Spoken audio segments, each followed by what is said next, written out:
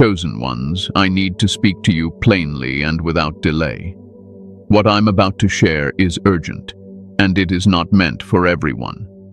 If you are not walking the divine path of God, if your spirit is uncomfortable with truth, this message will not sit right with you. But if you are truly chosen, truly called, something pulled you here today. This message reached you at the exact moment your soul needed it. Not early, not late. Perfect timing. I want you to understand this clearly. We are witnessing a spiritual replay of Genesis 6, where the corruption of human seeds provoked God's warning and judgment. What happened before the flood is echoing again, not just in flesh, but in minds, identities, and spirits.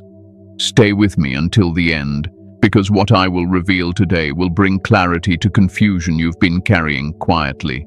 It will calm your spirit, sharpen your discernment, and remind you why you've always felt different in this world. Before we continue, chosen ones, give a like to this video, subscribe to the channel if you haven't already, tap the bell icon, and share this message with other chosen ones so they don't walk blindly in these times. And comment 444 in the comments to declare that you are aligned with God's protection, His warning, and His divine order. Now take a breath. Settle your spirit. Let me speak to you as a wise voice sent to guide you through this moment.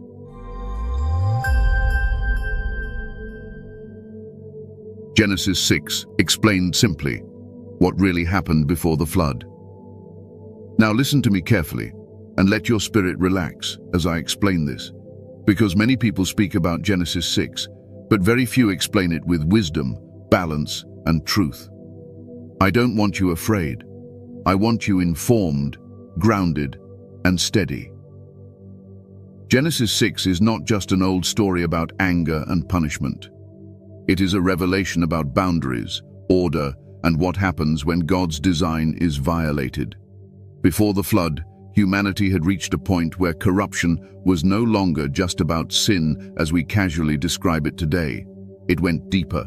It reached the very seed of mankind. The intention God had for human life, identity, and spiritual alignment was being tampered with. The Bible tells us that the sons of God saw the daughters of men and took them.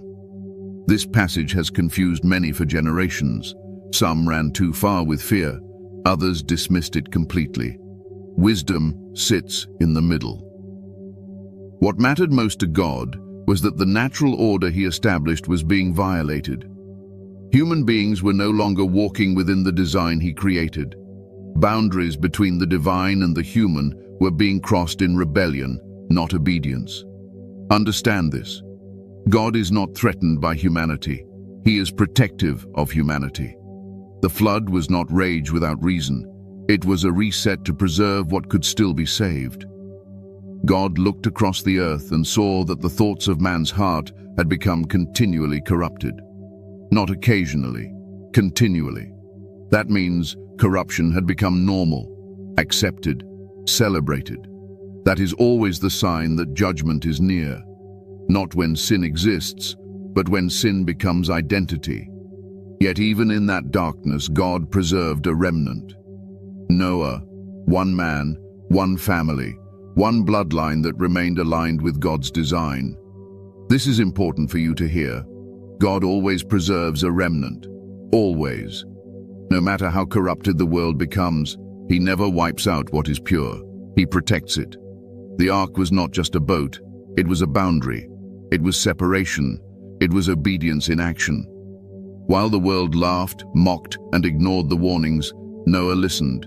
He didn't argue with God. He didn't negotiate. He obeyed. And that obedience became protection.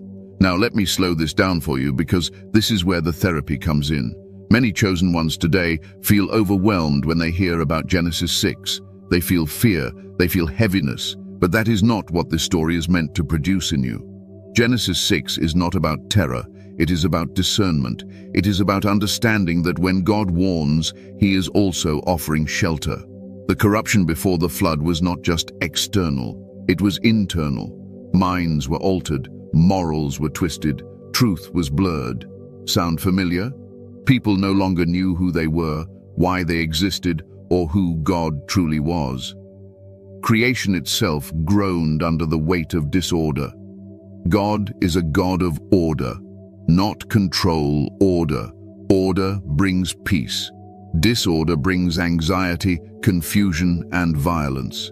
That is why chosen ones today often feel mentally exhausted without knowing why. Your spirit recognizes disorder even when your mind can't explain it yet. Before the flood, humanity stopped listening. They trusted their own wisdom above God's instruction. They merged what was never meant to be merged. They crossed lines God clearly set. And once those lines were crossed, corruption multiplied rapidly.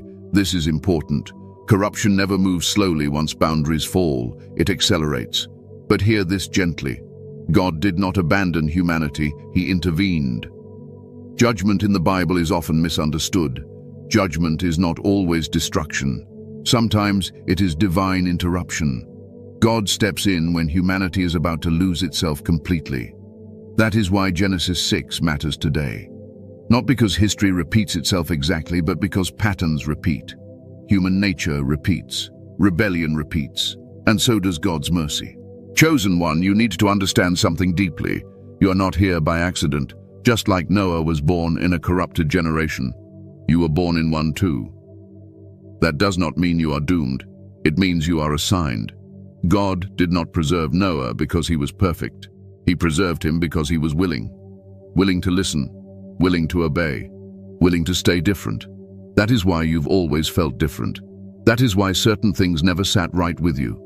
That is why your spirit resists what the world celebrates. You carry the awareness of divine order within you. Genesis 6 is not meant to scare you. It is meant to remind you that God sees corruption long before humanity does. And when God warns, it is because He is already preparing protection for those who listen. Take a breath here. Let your shoulders relax. You are not late. You are not behind. You are not lost. You are awake in a time where many are asleep. And just like before the flood, God is once again speaking quietly to those who still know how to listen. Now that you understand what really happened in Genesis 6, without fear, without exaggeration, without confusion, we can move forward. Because what happened then did not stay there. The form changed, the methods changed, but the intention behind corruption remains the same. And that is what we need to talk about next. Let me take you one layer deeper, because this is where many people miss the heart of Genesis 6. The greatest danger was not the strange events themselves. The greatest danger was that humanity lost reverence. They lost the fear of God, which is not terror, but respect for divine order. Once that reverence disappears, anything feels permissible. Before the flood, people no longer asked, "Is this aligned with God?" They asked, "Does this benefit me?" And the moment self becomes the highest authority, corruption is guaranteed. That mindset alters generations. It shapes children. It rewrites what feels normal. And God, seeing far beyond one lifetime, intervened for the sake of future humanity. This is why chosen ones often carry a deep inner seriousness about life. Even when you try to be carefree, your spirit remembers that choices echo beyond the moment. You sense consequences before others do. That is not anxiety. That is discernment. God's warning in Genesis 6 was not loud thunder. It was patient instruction given over time. Noah preached righteousness for years while building the ark. People had time to change. They simply didn't want to. That is another pattern that repeats.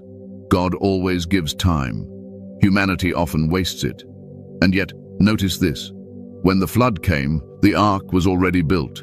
Protection was already prepared. God never warns without also providing a way through. This is where I want your heart to rest. God does not reveal truth to chosen ones to burden them. He reveals truth to position them. Awareness is not meant to exhaust you. It is meant to anchor you. So when you hear Genesis 6, don't think doom. Think discernment. Don't think fear. Think preparation. Don't think isolation. Think preservation. Because just as God preserved a remnant then, He is doing the same now. And you, chosen one, are part of that preserved line. The corruption of human seeds today. Modern echoes of ancient deception. Now that you understand what truly happened in Genesis 6, let me gently guide you into the present moment. Because what we are witnessing today is not a carbon copy of the past, but it is a reflection. The form has changed, but the spirit behind it is familiar. And your spirit already knows this, even if your mind has struggled to put words to it. Corruption today does not always arrive looking dark or evil. That is the difference. In ancient times, rebellion was more visible. Today, it is subtle. It disguises itself as progress, freedom, intelligence, and self-expression. But beneath the surface, the same objective remains: to distort God's design and separate humanity from its creator. When I say corruption of human seeds today, I am not speaking only of flesh. I am speaking of identity, consciousness, values, and divine alignment. Seeds are not just physical. Seeds are thoughts, beliefs, patterns. When the seed is corrupted, the fruit will be too, no matter how beautiful it looks on the outside. Chosen one, look around you calmly, not fearfully. You are living in a time where truth is constantly redefined, where natural order is questioned, where confusion is encouraged, where people are taught to disconnect from God and call it enlightenment. That is not accidental. That is strategic. The greatest deception is not making people believe in evil. It is making people believe they no longer need God. In Genesis 6, boundaries were crossed. Today, boundaries are erased. Moral boundaries, spiritual boundaries, identity boundaries. And when there are no boundaries, there is no protection. Anything can enter the mind, the heart, the spirit. This is why so many people feel mentally exhausted, anxious, and empty, even while claiming to be free. Freedom without order becomes chaos, and chaos always produces suffering. You see it everywhere. People struggling to know who they are. People reshaping themselves endlessly, hoping peace will finally come. People consuming information non-stop, but starving for wisdom. This is not coincidence. This is what happens when the human seed is planted in soil that rejects God. Let me speak plainly to you as a shepherd would. Modern corruption does not force itself. It seduces. It whispers, "Did God really say?" The same question asked in the garden is being asked again, just dressed differently. Did God really define truth? Did God really create order? Did God really set limits? And once doubt enters, everything else follows. Technology, science, and advancement are not evil.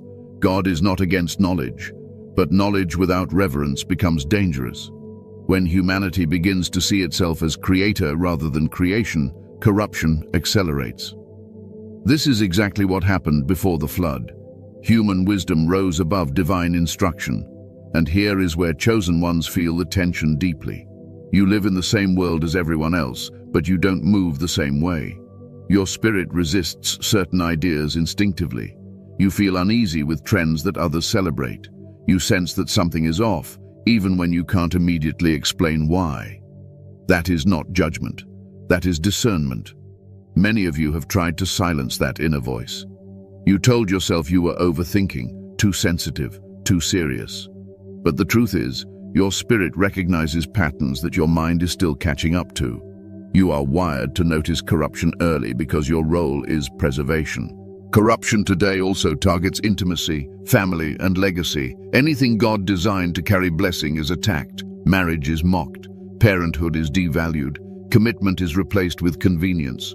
These are not random cultural shifts. They weaken the transmission of godly seeds from one generation to the next. In Genesis 6, God intervened because future generations were at risk. Today, the same battle exists. Not with swords or floods, but with influence, with screens, with narratives, with constant noise. Chosen one, pause here. Take a slow breath. You are not crazy for feeling overwhelmed by the world. You are not weak for feeling tired. Your spirit is reacting to an environment that is spiritually loud and mentally invasive. Corruption today does not shout, it hums constantly, and that constant hum drains the soul. Another sign of modern corruption is the glorification of self above all else. Everything becomes about personal desire, personal truth, personal comfort. But God never designed humanity to live disconnected from Him or each other. When self becomes God, loneliness follows. That is why, despite more connection than ever, people feel more isolated than ever. And yet, notice this: chosen ones are not drawn to isolation. You crave depth, meaning, truth. You want conversations that heal, not entertain. You want purpose, not applause. That desire comes from God. It is not weakness, it is calling. The corruption of human seeds today also attacks patience and stillness.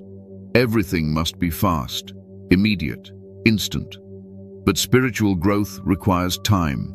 Discernment requires quiet. And silence is dangerous to a system built on distraction. This is why many chosen ones feel guilt when they slow down, rest, or withdraw. But rest is not rebellion. Rest is restoration. God often speaks when the noise stops. Before the flood, humanity drowned in its own noise. Today, the flood is information, opinions, stimulation, and many people are spiritually drowning without realizing it. But here is the comfort I want you to hold on to. Just like in Noah's time, God is not surprised. He is not panicking. He is not absent. He is watching carefully. And He is speaking clearly to those who are willing to listen. You are not here to fight corruption with anger. You are here to resist it with alignment, with clarity, with obedience. Your very existence as a grounded, God-centered soul disrupts deception more than arguments ever could. That is why you often feel pressure to compromise, pressure to blend in, pressure to soften truth. Corruption always tries to neutralize what it cannot destroy. But hear me clearly now. If God preserved Noah in a world that had completely lost its way, He can preserve you too. The same God who shut the door of the ark is still protecting His chosen ones today. The method looks different, but the promise is the same. You are not meant to fear the times you are living in. You are meant to understand them. Awareness is your shield. Discernment is your compass. Obedience is your safety. And this is why the pressure you feel is not random. It is confirmation that you are positioned correctly. Now that you see how ancient corruption echoes in modern deception, we need to talk about something deeply personal. Because this battle does not stay outside of you. It touches your emotions, your relationships, and your inner world. And that is why, next, we must address why chosen ones feel targeted, isolated, and spiritually pressed like never before. Why the chosen ones feel targeted, isolated, and spiritually pressured. Now let me speak directly to the quiet struggle you rarely put into words. This is where I want you to breathe a little deeper, because what I'm about to say is not meant to alarm you. It is meant to comfort you, validate you, and steady your mind. If you have ever felt targeted without knowing why, isolated even in rooms full of people, or spiritually pressured in ways you cannot fully explain, I want you to hear this clearly. There is nothing wrong with you. You are not broken, you are not weak, and you are not imagining it. Pressure follows purpose. Chosen ones experience pressure because your spirit carries something that does not blend easily with a corrupted environment. Light does not need to announce itself to be noticed. Its presence alone exposes what prefers to remain hidden, and exposure always creates resistance. This is why many of you have felt misunderstood your entire lives. Even as children, you sensed things others ignored. You asked questions others avoided. You felt emotions deeply. You noticed hypocrisy. You picked up on tension in rooms before words were spoken. That sensitivity was not fragility. It was perception.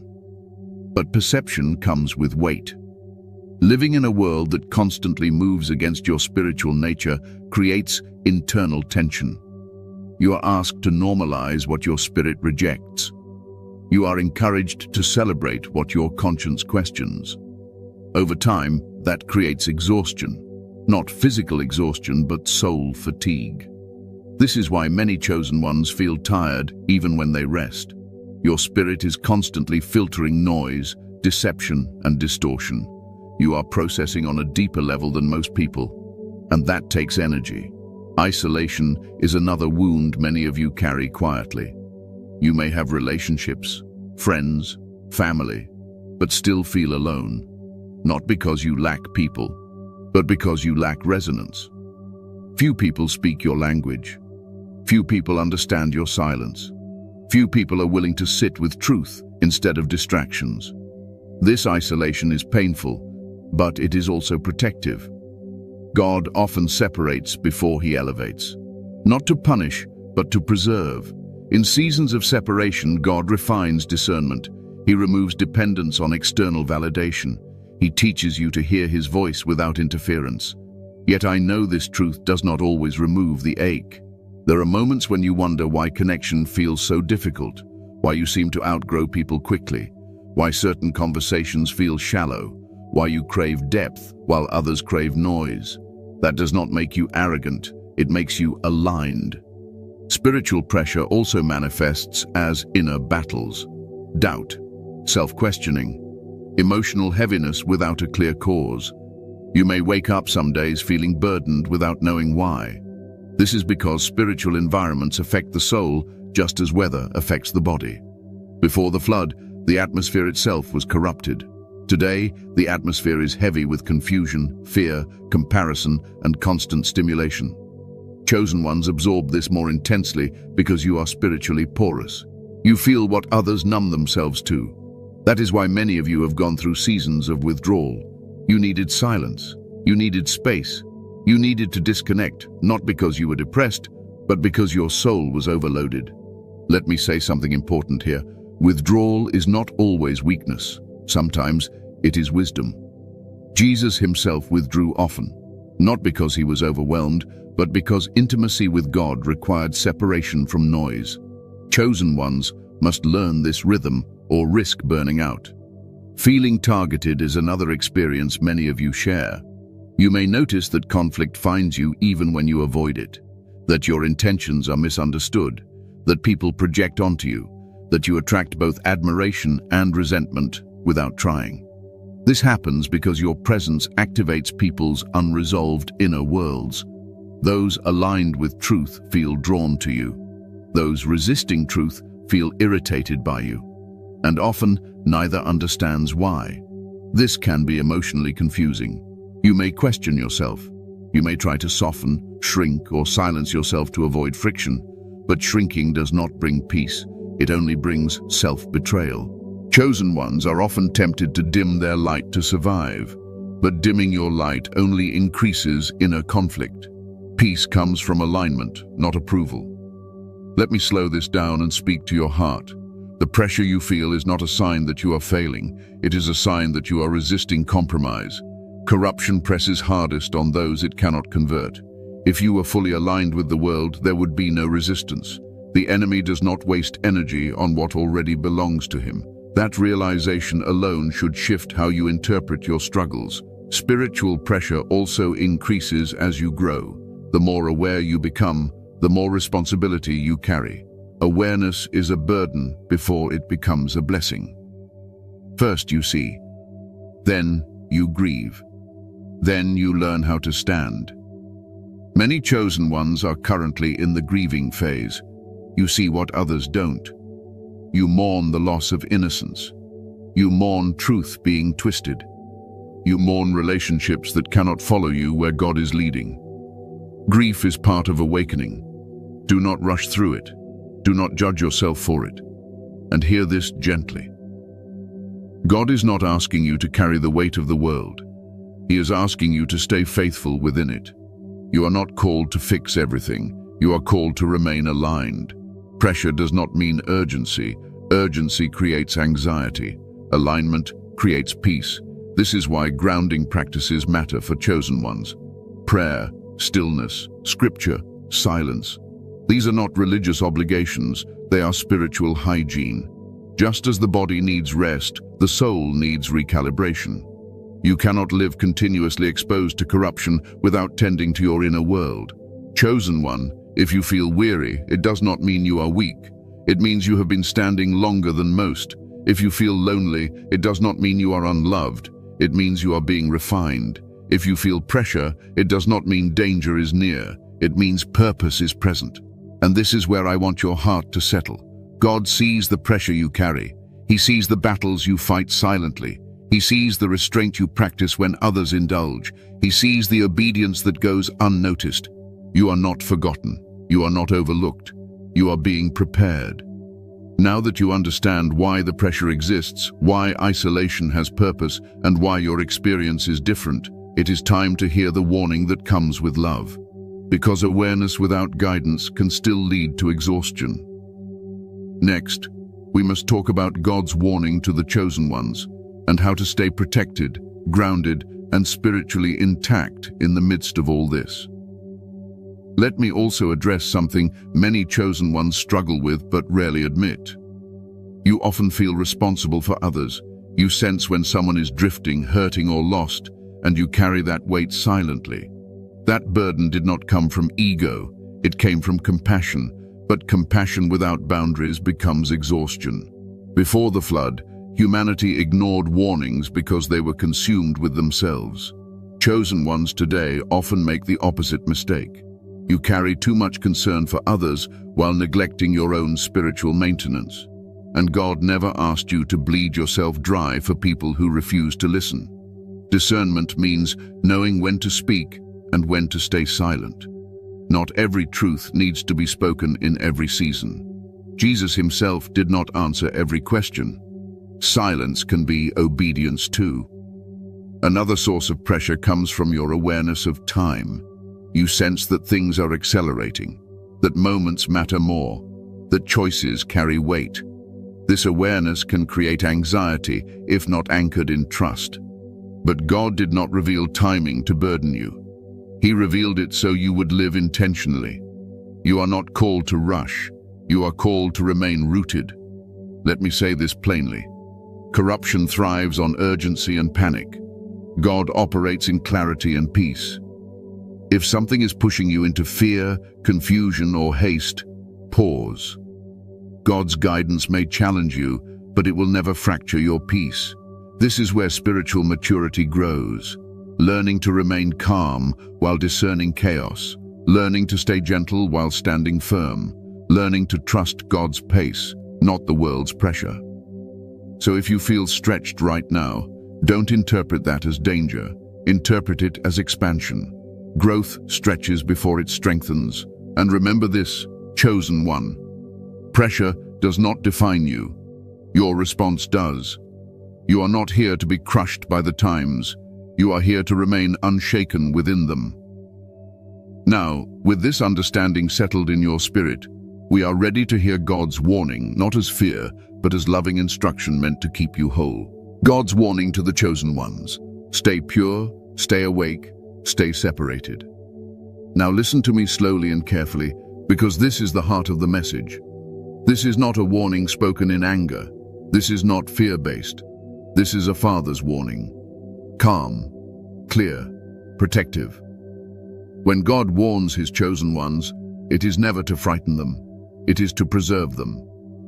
And the warning for this generation is simple in words, but deep in responsibility. Stay pure, stay awake, and stay separated. Purity is not about perfection. Let me remove that burden right now. God is not asking you to be flawless.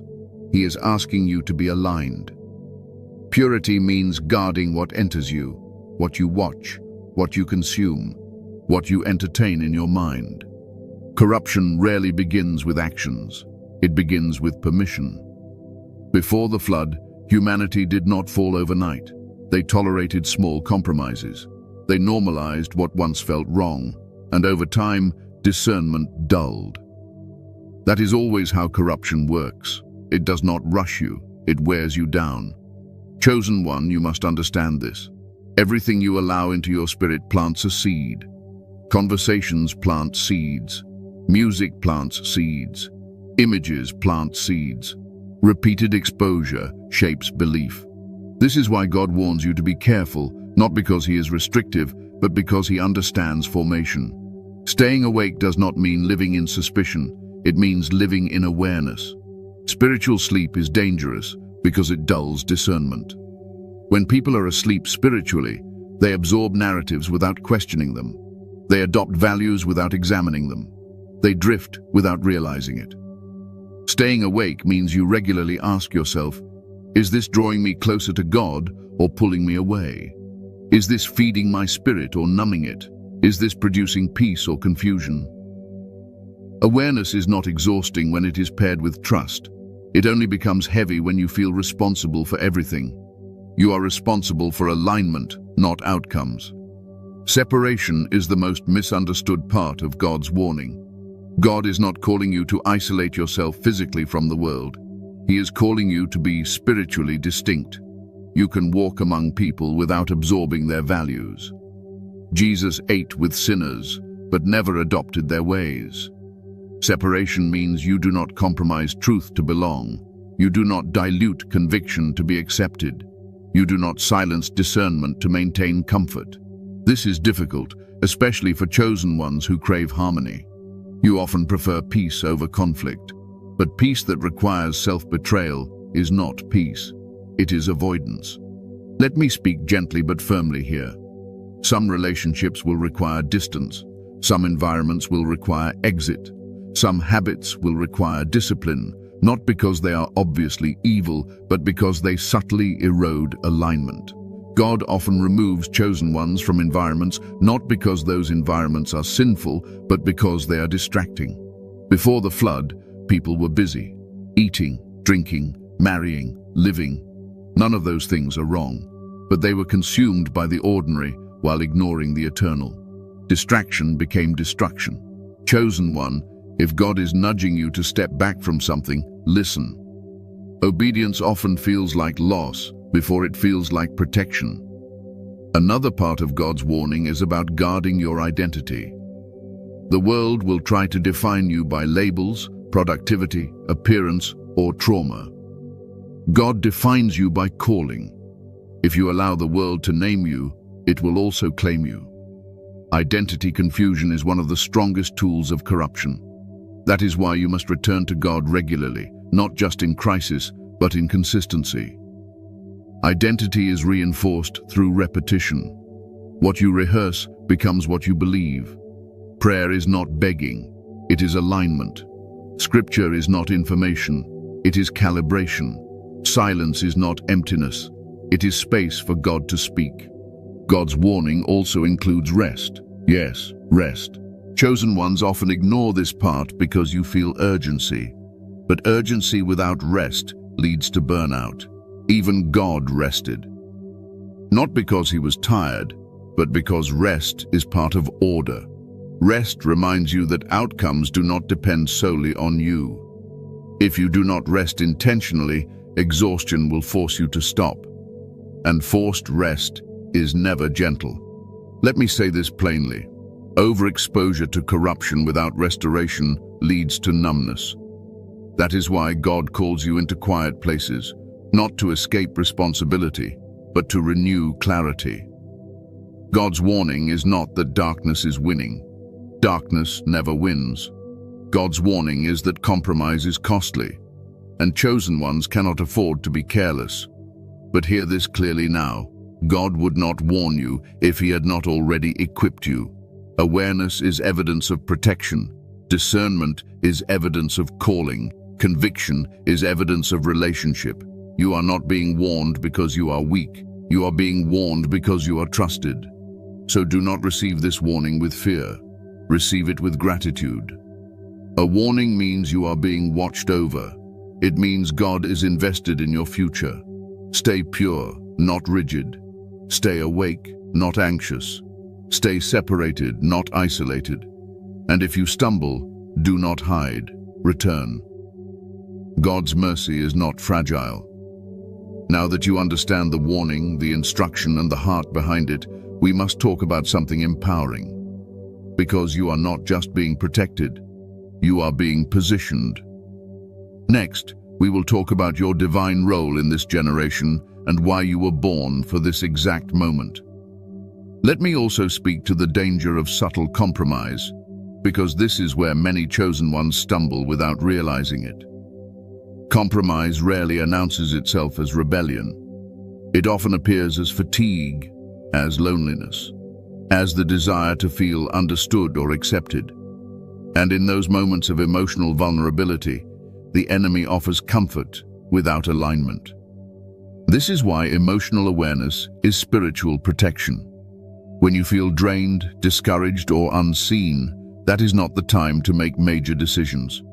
That is the time to pause, pray, and rest.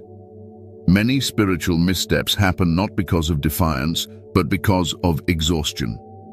A tired soul is more likely to tolerate what an alert spirit would reject. God's warning also includes being careful with who you allow access to your inner world. Not everyone who speaks kindly carries wisdom. Not everyone who listens understands. Some people are assigned to distract, not destroy, and distraction can be just as damaging over time. Guarding your heart does not mean hardening it. It means discerning who earns proximity. Jesus loved everyone, but he trusted only a few with his inner life. That pattern still applies. Another part of staying awake is recognizing spiritual imitation. Corruption often mimics truth closely enough to confuse those who are not grounded. This is why God emphasizes relationship over information. You can know many things about God and still miss his voice. Intimacy sharpens discernment more than knowledge ever will.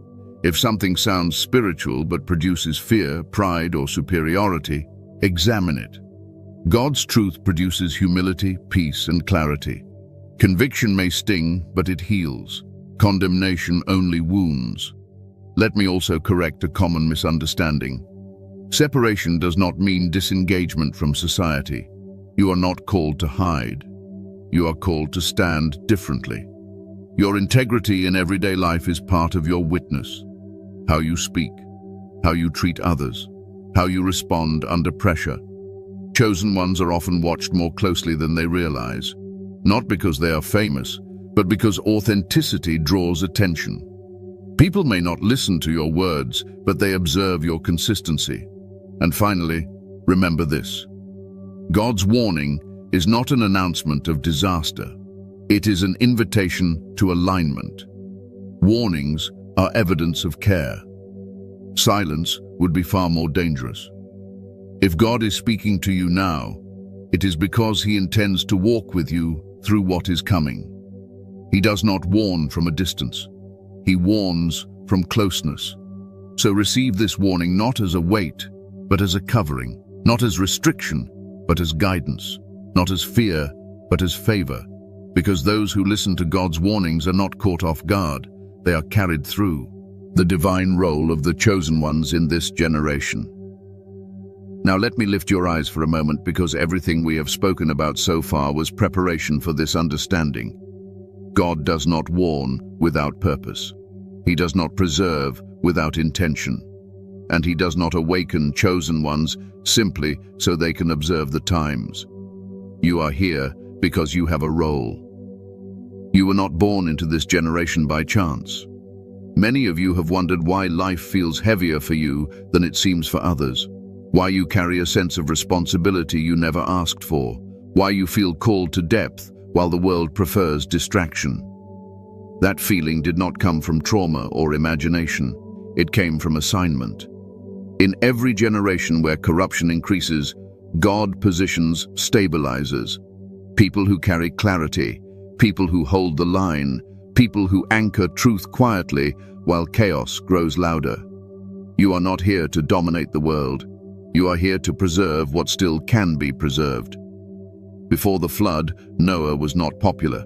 He was not influential by the world's standards. He did not change the culture. He obeyed God, and that obedience saved the future. That is a powerful lesson for chosen ones today. Your role is not to convince everyone. It is not to argue endlessly. It is not to exhaust yourself trying to wake people who refuse to open their eyes. Your role is to remain aligned, so that when others seek refuge, truth still exists somewhere stable. You are a living reference point. In a world that keeps shifting definitions, chosen ones carry consistency. When truth becomes flexible, you remain grounded. When values are negotiable, you remain rooted. That steadiness matters more than you realize. Many of you underestimate the impact of your presence. You think influence requires platforms, numbers, or recognition. But spiritual influence works differently. Sometimes your quiet refusal to compromise plants a seed in someone watching silently. Sometimes your peace under pressure becomes permission for someone else to seek God. You may never see the full reach of your obedience, and that is by design. God often hides outcomes so that motives remain pure. Another part of your role is restraint. That may sound strange, but hear me. The world celebrates expression without wisdom. God values restraint guided by discernment, knowing when not to speak, when not to engage, when to walk away. This kind of maturity frustrates corruption because it cannot provoke you easily. Chosen ones who master restraint become immovable. You are also carriers of spiritual memory. While the world forgets God, you remember. While others rewrite truth, you recall what was always established. That memory keeps the spiritual door open for generations to come. This is why chosen ones often feel older than their age. You carry weight beyond your years. You sense history repeating itself. You recognize patterns others dismiss. That does not make you pessimistic. It makes you perceptive.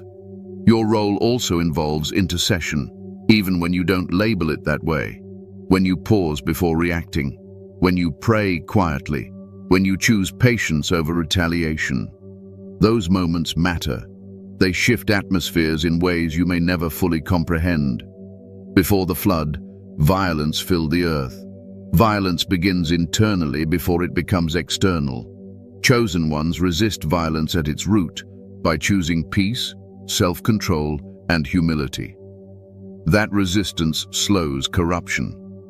This is why your inner life matters so much. The greatest battlefield for chosen ones is not external. It is internal.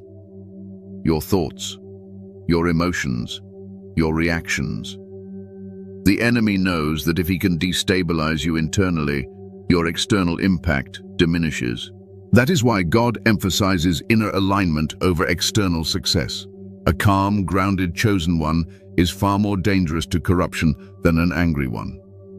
You are also here to model what a relationship with God looks like without performance. Not loud religion, not forced holiness, but steady faith, consistent character, quiet obedience. People are tired of noise. They are hungry for authenticity, and chosen ones carry that authenticity naturally when they stay aligned. Let me address something many of you struggle with. You often feel like you're not doing enough, that you should be more productive, more vocal, more impactful. That pressure does not come from God. God measures faithfulness, not visibility. Noah's assignment was not complicated. Build, trust, obey, wait. Your assignment may look ordinary on the surface. Work, care, pray, rest. But obedience in ordinary spaces carries extraordinary weight. God places chosen ones strategically, in families, in workplaces, in communities, often in unglamorous positions. Because corruption does not only exist in obvious places, it hides in systems, habits, and norms. You are salt. Salt works quietly. It preserves. It prevents decay. You do not need to announce it. Your presence is enough. And let me say this with authority and comfort. You are protected because you are needed. That does not mean nothing painful will touch you. It means nothing will destroy what God intends to use. Protection does not always look like avoidance.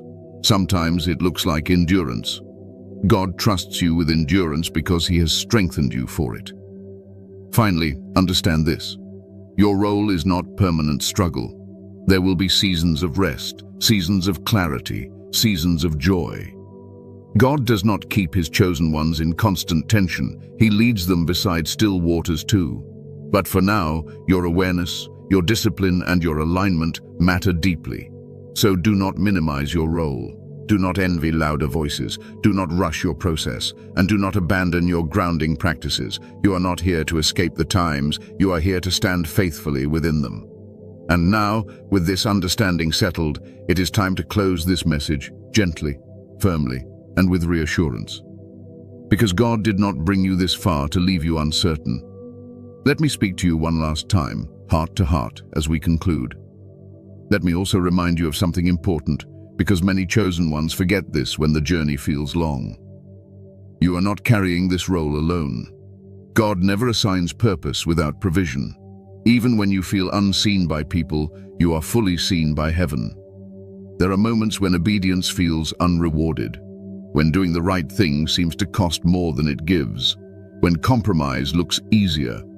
In those moments, remember this: God measures differently. What looks small in the natural often carries eternal weight in the spiritual.